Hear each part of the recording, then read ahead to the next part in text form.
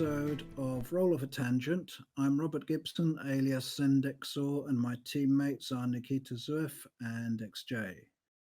We are about to devote one of our podcasts for the first time to an Eric Frank Russell story. Not before time either. Named by the legendary editor John W. Campbell as his favourite author, Russell was one of the relatively few British giants of the American science fiction scene during the heyday of the magazines. His range was so wide that it is hard to give an idea of a typical Russell story. I could generalize by saying that his greatness lay not so much in what most people call originality, that is to say, novelty, as in what I call originality, namely the treatment of recognized themes with a freshness that makes them seem newly minted, sprung from their archetypal origins, hence literally original. Let's apply this to the tale we are about to discuss, namely Hobbyist, published in Astounding Stories in September 1947. Steve Ander is an explorer in some Terran Probe Service.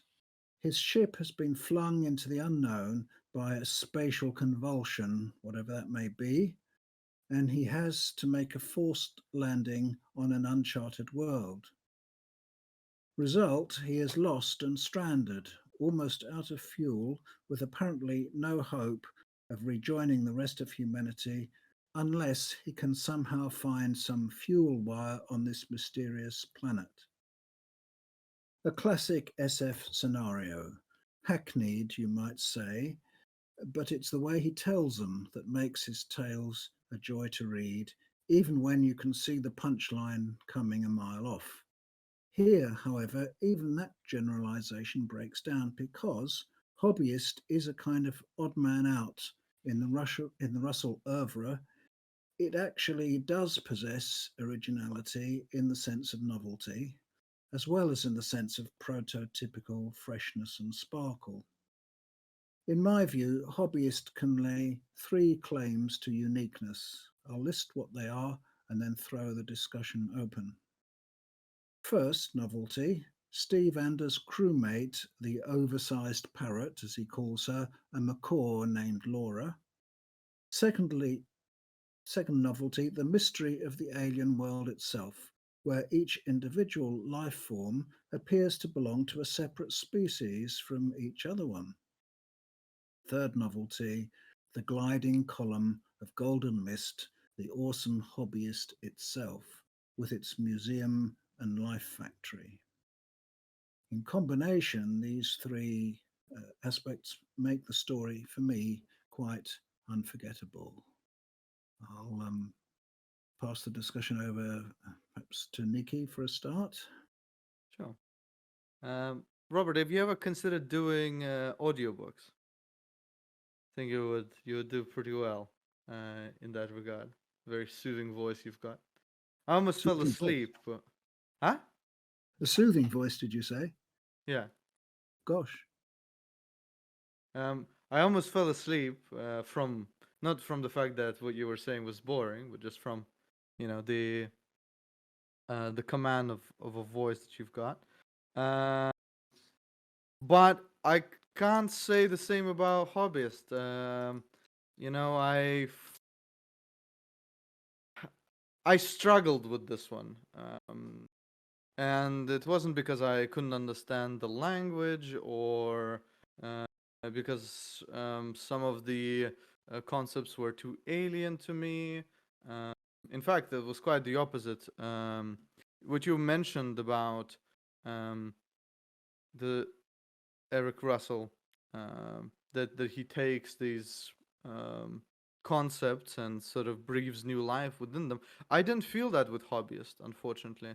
It may be that I've been very exposed to the science fiction of today, where something along those lines is a typical Star Trek episode. Um, However, I will say that the mystery itself of every plant and entity upon the planet being unique is very fun. And I did enjoy the second part of the short story more than I did the first part. Um, the the unique companion of the character is also interesting, Laura.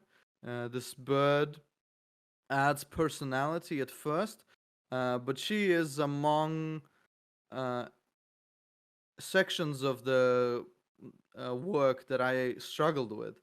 At some point, she became very annoying to me, and I kind of skipped her dialogue and missed a couple of things where there was foreshadowing in what she was saying because I just found her so annoying. Um, so because of that, realizing it, I had to redo my reading, so to speak, and start again on about page 5 and pay more attention. Um, which obviously was my fault, but that definitely added to the frustration that I had with the piece. Ultimately, I'm I'm still undecided whether I would call this a good short story or a bad one. The prose itself is definitely well done.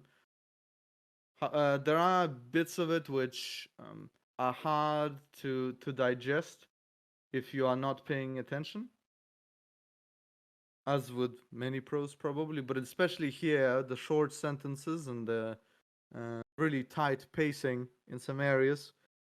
You could be reading one paragraph and not realize that like a couple of days went by when it came to the narrative if you weren't paying attention.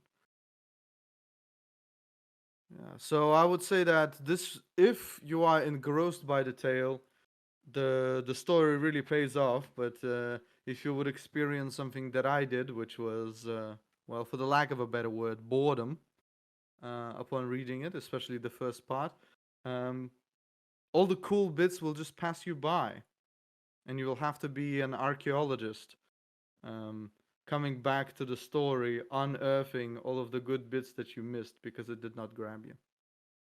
That's kind of my preliminary summary of my feelings. What about you, XJ? To me, this story is chef's kiss. I love it.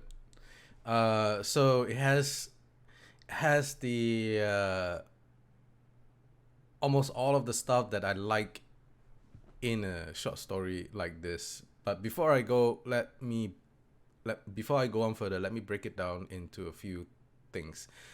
So first of all, I like stories with interesting backdrops. World building is more important to me than, well, let me put it this way. The world itself is a character to me, which is very central to carry the story forward, in my opinion. And if the world building is skimpy, then it won't hold interest for me. And this short story has that in spades. It has interesting characters. Well, let me rephrase that. It has interesting creatures, because I don't think the main character is really Steve Anders, or even the bird, to be quite honest. Uh, so most of this story works for me. Now, the characterization of Steve is very well done, in my opinion, because he is. I had a documentary script writing teacher way back when who said this about flashbacks. Flashbacks are like ice on beer. You don't really want ice in your beer. You want the ice to be around the beer to chill it and not dilute the beer itself. So what I found is that Steve is a is a is a he's not so much a character of his own. He's basically something crafted to push the story forward. So you see, he has the perfect personality to tell a flashback in a very natural way. First of all, because when he went into when the story is describing to us what happened to let the ship land onto the world, his engineer personality engineering personality, astronaut personality, whatever you want to call that, into writing into a journal is a very natural way to segue into that flashback. And the thing is, flashbacks, if not done well, can be very disruptive to the flow of the story. For this, I give it fairly high points for the craftsmanship of the thing. And Steve also has the right sort of archetype to explore this strange world that he now finds himself in. I find the descriptions of the individual creatures to be quite interesting and original. They do the plants and the insects and other assorted I don't know what you call the crystalline plants. In my mind, I'm not even sure if they are a class of life form on its own. To be quite honest, they feel more like the embryonic forms of, just from the way I read the story, the embryonic forms of the other life that they eventually will grow into.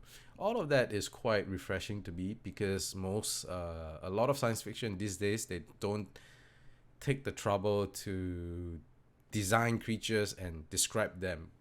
This is what I really like about stories like this that explore alien worlds. If you're exploring alien worlds, you gotta have alien biome, and they need to be described, you know. And the other thing that I really like about this story is the very investigative nature in which Steve explored his surroundings. If you're a careful reader, you could come to the conclusion that Steve eventually came to. And the clues are all littered throughout the written passage itself, which I feel is very I always appreciate an author that takes the trouble to do that, because it's so easy to pull that jack in the rabbit out of a hat. Did I use the right term? Pull that rabbit out of the hat, and then just dump it in front of the reader and say, this is the true nature of this world, and there you go. It's because I said so. And it's to me, it feels more. It feels like the author cares more that his readers are following along when he puts clues that are open not just to the character inside the story, but also to the reader, so that they can follow along and form their own conclusions. It is even the nature of the hobbyist itself can be guessed at if you are a careful reader. And for that, I really appreciate that is something I really appreciate about this story. Now, the main structure of the plot itself, well, that's not anything new, unfortunately. It is basically Robinson Crusoe in space. Or we actually have a TV series that literally borrows from this Lost in Space. That is basically the Swiss Family Robinson, I think, but they put them in space. And it has very much it shares some similarities, this short story, The Hobbyist, and Lost in Space, where you get a bunch of people who are shipwrecked or something, and then they slowly explore the world and find a way off. I will say that the solid fuel is very interesting. I don't think I have ever thought of using solid fuel before to power a rocket ship. Yeah. And there is a little bit of ambiguity, which does leave me guessing at the end, which probably makes this kind of science fiction story a little bit more charming, in my opinion, which is that you aren't really sure at the very end of the story. It is clear that our hobbyist is also responsible for Steve and Laura. Now the question in my mind is, and it hinges on what exactly the hobbyist meant by soul tree. And soul tree could mean the solar system, planet number 3, which I think would describe Earth. Or it could mean day 3, which would then change the story considerably, because it would have implied Steve and Laura had probably met their demise on the planet not long after they landed, and that the current incarnation of Steve and Laura are, shall we say, engineered. The other interpretation would have us thinking, that would lead to the conclusion that our hobbyist had visited Earth in the past and is responsible for seeding the planet, so to speak. Excuse me. Yeah. So in conclusion, I really like this story. And if world building is something that strange creatures and world building are anything that any reader might like, I think this would be a nice way to pass an afternoon. Back to you, Robert. I'd just like to pick up on a point you made, XJ, about the business ride at the end. It's typical, really, of the way this story raises deep issues, which I expect you thought of them quicker than I did. What happens when I read this kind of story, if there is such a thing as this kind of story, is that I'm lulled into postponing questions like that until, well, maybe decades after I've read the story.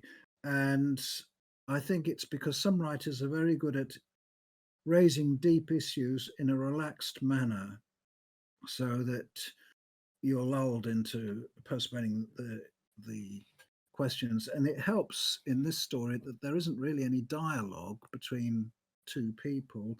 There's only Steve's interior monologue, if you like, and he really proceeds to some extent by practical reasoning, but even more by feelings and hunches and instincts which have served him well on many an alien planet.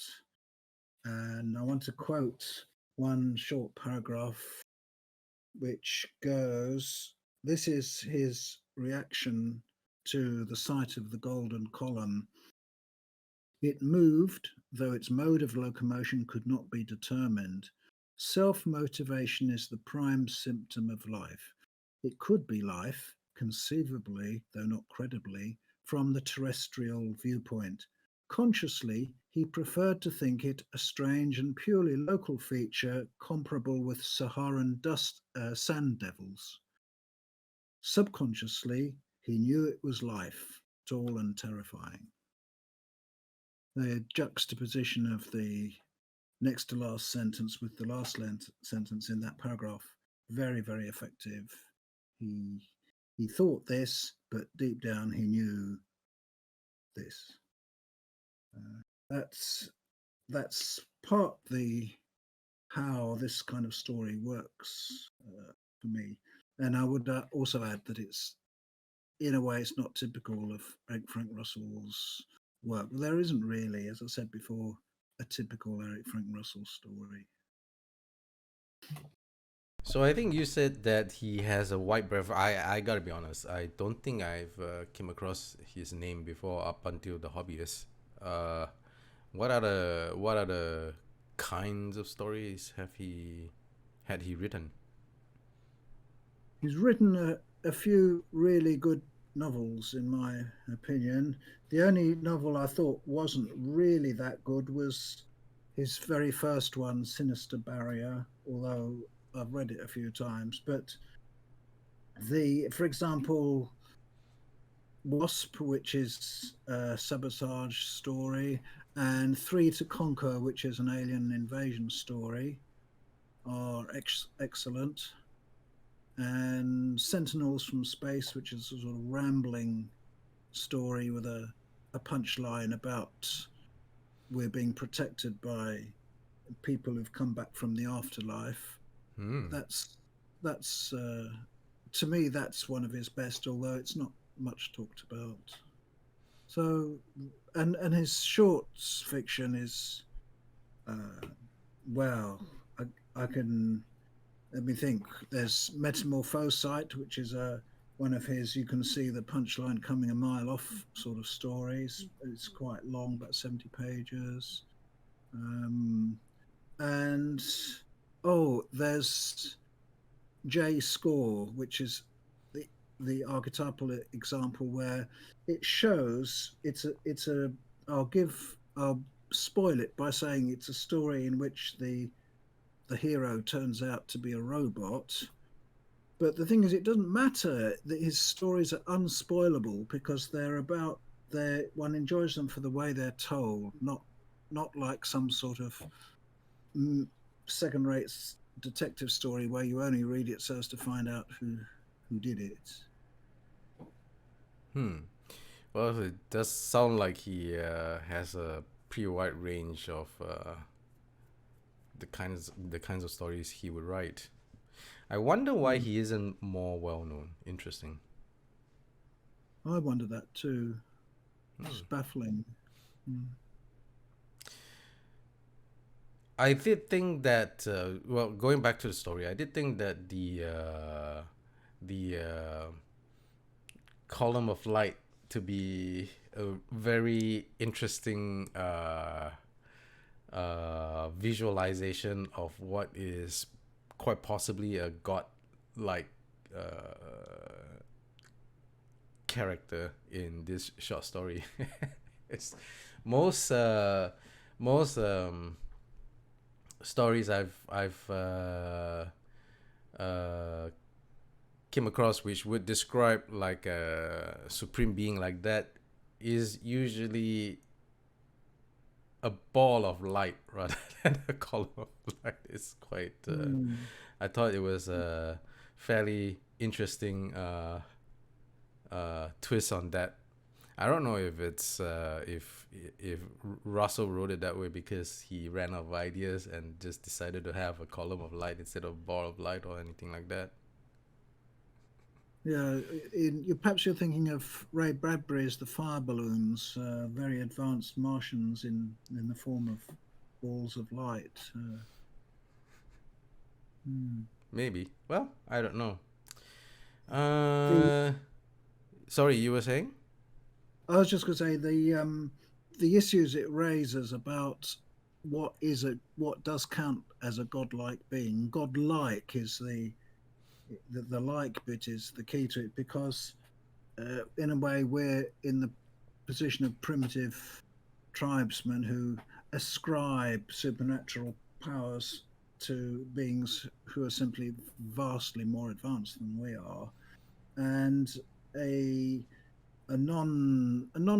not sure if Russell was at all religious himself. I don't think he was. There's a definitely non-religious writer like Arthur C. Clarke is a dab hand at confusing, shall we say, impressiveness with transcendence. His rather annoying saying something like any civilization sufficiently advanced any enough. sufficiently advanced technology is Yes. indistinguishable from magic.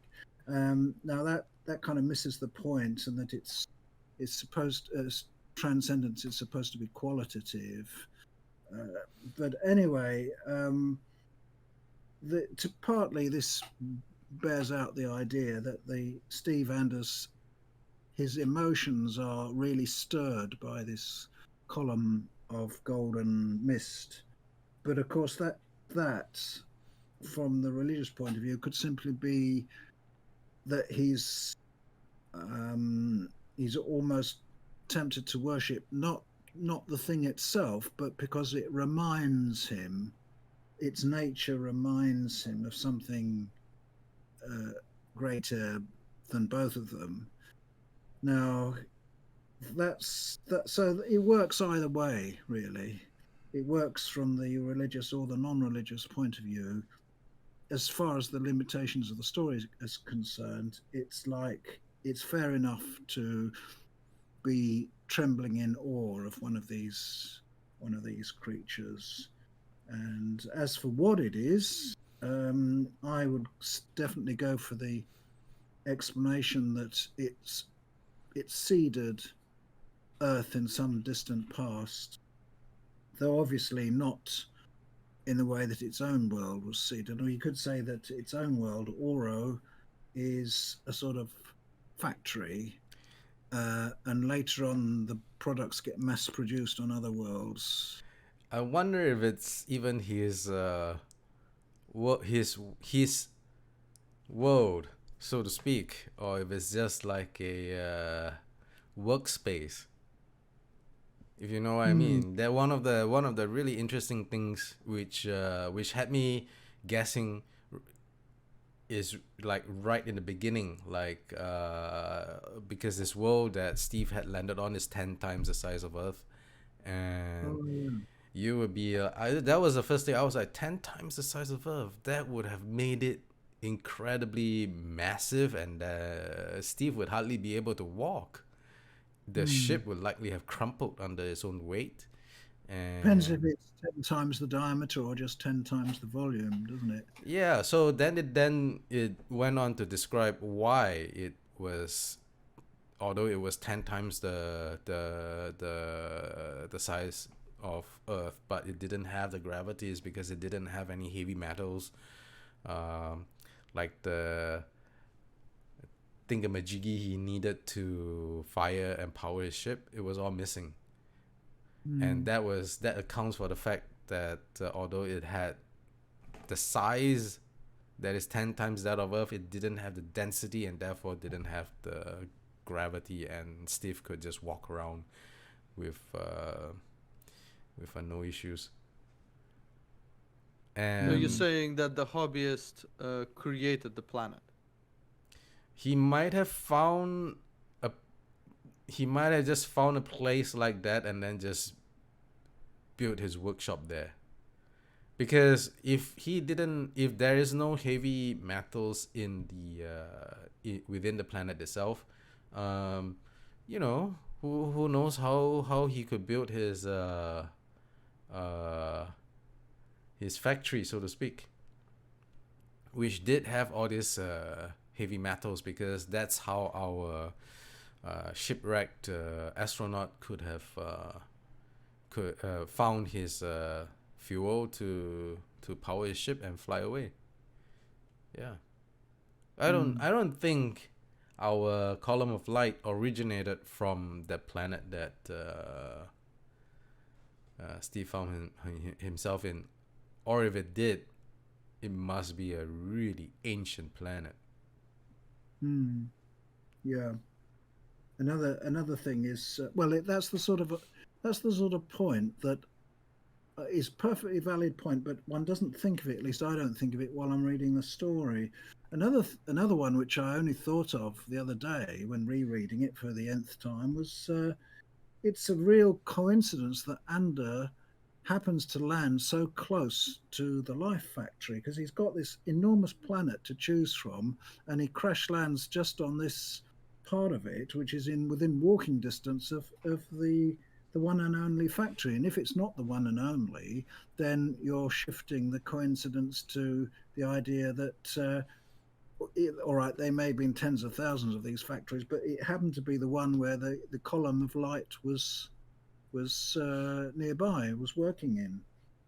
So coincidence abounds. And I don't know that Russell would really mind all that much because he's got a very slapdash attitude to logic and science when it suits him. I mean, fancy having rockets for interstellar flight, for one thing. But it doesn't matter. He has the flavour of science. He uses science as a sort of seasoning and flavour in his stories, and I mean that's that probably explains the solid fuel. I never would have thought of it. But no, my take is just a matter of convenience, that yeah, the writer's convenience. Yeah, I gotta get this guy over to this factory. Wow, there's so many different ways to. The planet is 10 times. Wow, that's so much trouble. I'll just have him land coincidentally within walking distance. yeah.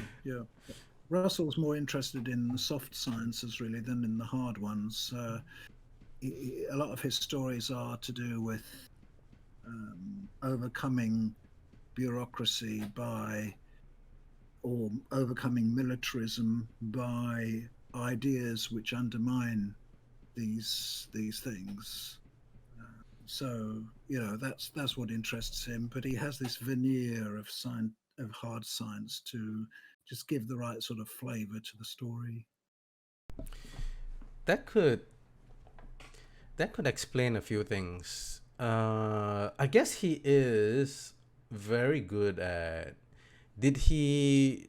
I'm sorry, you might have mentioned this, but when was this published? 1947.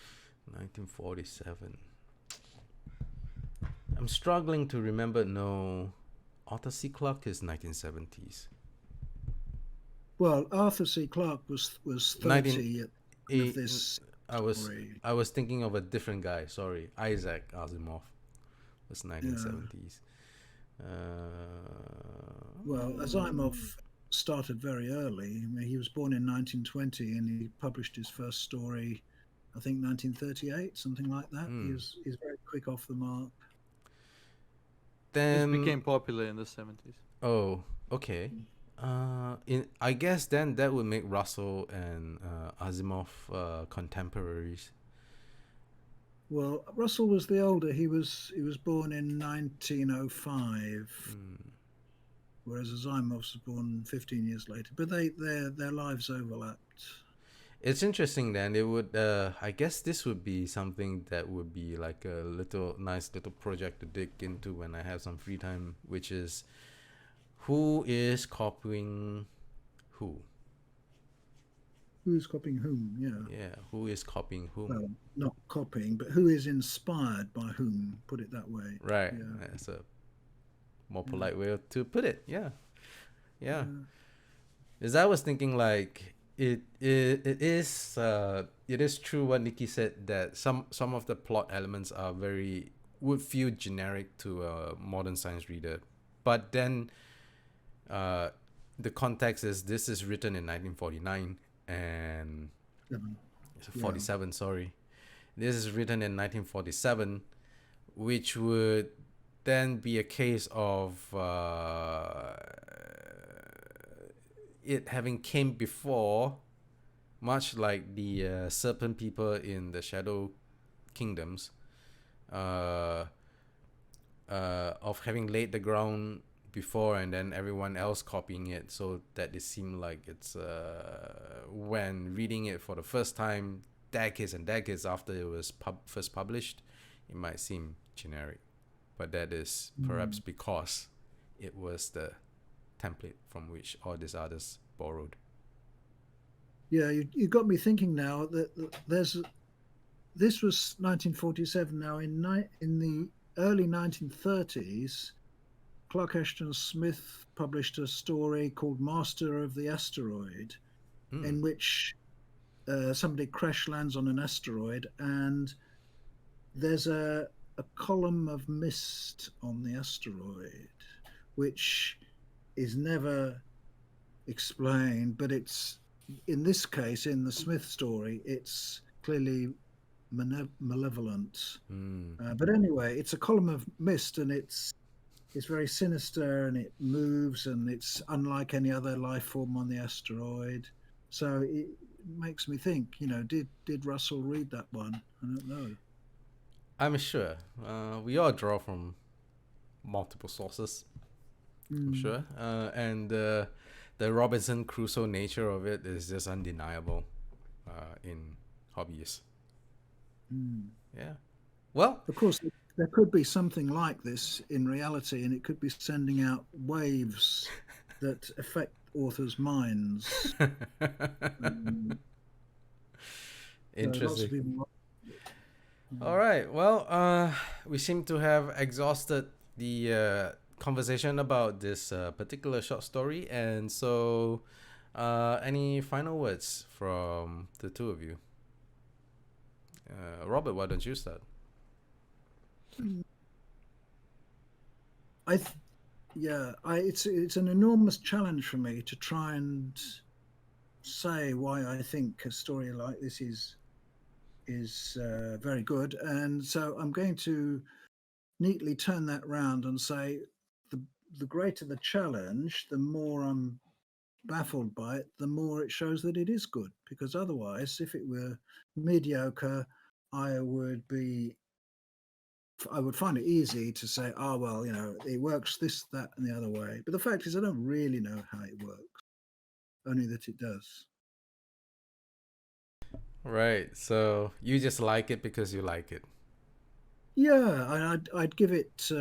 I think I'd give it 10 out of 10 because I've read it so many times. Now I don't read things that I don't enjoy. I've got better things to do with my time than just read things. I'm not a masochist, put it that way. So I don't think, Robert, I don't think you need to explain when you give something a 10 out of 10. I think we all it's know just, why. yeah. Well, it's because I'm so generous. That's right. You're a very generous individual. I, however, will not be as generous as you are tonight. I haven't said much during podcasts, for which I apologize to your viewers. But I simply did not want to interrupt these two gentlemen having a gay of a time talking about this this story and enjoying it, which I could not join, for I did not enjoy it. And I would say just to a little expand a little bit on my thoughts. I guess the reason why I did not enjoy it as much, all of the facts that it's something very similar to what I've been experiencing aside, this the quality of the writing itself cannot be cannot be faltered. Right? It is very well made. It must therefore be the fact that I just felt a certain aimlessness of why I should care whether or not Steve lives and makes it out of here. I would probably enjoy the story more if he had someone to come back to, something to live for, something he was striving towards. But just like as actually said, Steve seems to exist so that the story can exist. Right? Steve exists to move the plot forward, and he himself does not have ambition outside of the plot besides getting off the planet. Um, and that just falls flat for me. So, yeah, with that in mind, I give this story a generous 4 out of 10.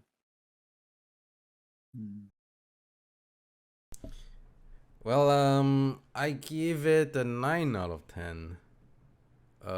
Which is not a score that I give often. To be quite honest, I'm neither generous nor kind when it comes to ratings. So if a story has a high score, then from me, then it genuinely earned it from me. So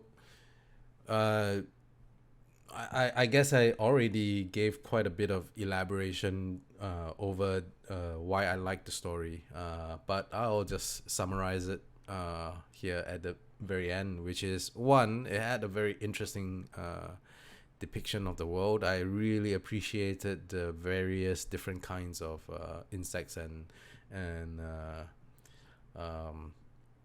the biome, which Russell did go into quite a bit of trouble to describe and set apart.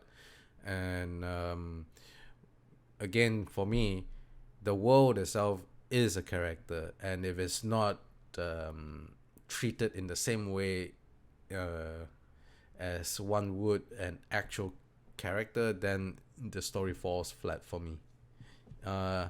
The other thing that I really liked was that all of the clues which leads to the which would solve which is all of the clues to solve the mystery of the story is right there presented to the reader and available to the reader as it does as it did to Steve, the character within the book. There is no cheating in a sense. So I always do enjoy writers who do that because they show some care in their craft. They show like they are really thinking through this, and I particularly like how Steve is he's basically engineered to help the reader along to solve this mystery with alongside Steve, and you can tell he's as a character he is perfectly boring, but it's also a perfectly suited to be a tour guide, so to speak, for the reader. And I mean, he does have a reason for being boring, which is I suppose we could use the twist the old line. There are old warriors and there are daring warriors, but there are no old and daring warriors, so to speak. Yeah. All right, well, 9 out of 10 for me. Great. Well, if that's our last word, then I bid our listeners a good day wherever you are, and if you have any short stories that you wish us to go over and share, or suggestions for how to improve the podcast, please feel free to leave it in the comment section below. We are trying to improve the quality and the depth of what we cover here in Row of Attention. All right, take care.